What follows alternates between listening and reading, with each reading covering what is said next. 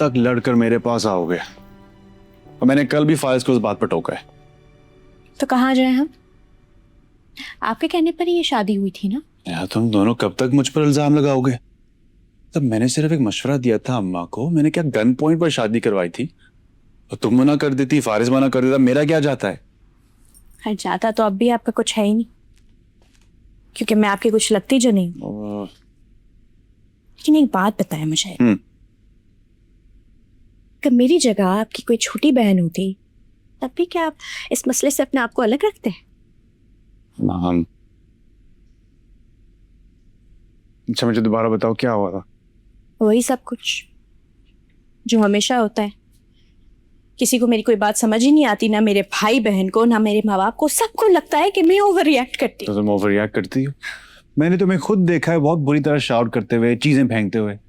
तो खुद सोचो तुम्हारे बच्चे पर क्या असर होगा। किसी को ये एहसास है कि मैं ये सब क्यों करती हूँ, किस वजह से मुझ पर ये सब असर पड़ा है किसी को एहसास? सुकून से नहाने भी नहीं।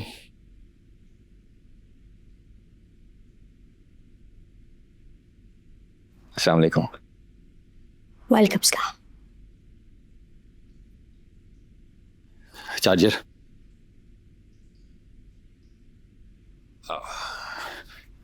टॉवेल यहाँ पता नहीं कौन रख देता है। वॉशरूम में अच्छी बड़ी जगह है।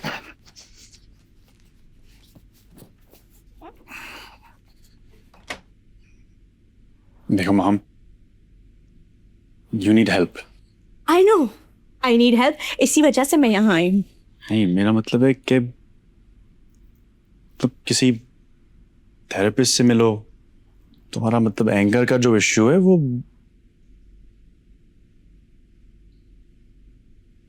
तो आप कह रहे हैं कि मुझे मेंटल इश्यूज हैं? आपको लगता है कि मैं दिमागी तौर पर सही नहीं हूँ? हाँ, मेरा जिस तरह फारिस की अम्मी को लगता है, जिस तरह फारिस को लगता है कि मेरे दिमागी मसले, आपको भी ये लगता है? किसी को ये नजर नहीं आ रहा कि ये सब कुछ क्यों हो रहा है?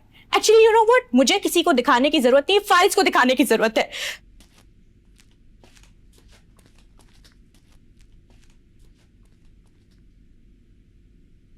You know what, I am really sorry. मुझे यहाँ आना ही नहीं चाहिए था। मुझे लगा आप मेरे मसले को समझेंगे, लेकिन मैं गलत थी, क्योंकि है तो आप भी फारिस के भाई ही ना। सारे लोग मुझे एक बात तो समझते हैं।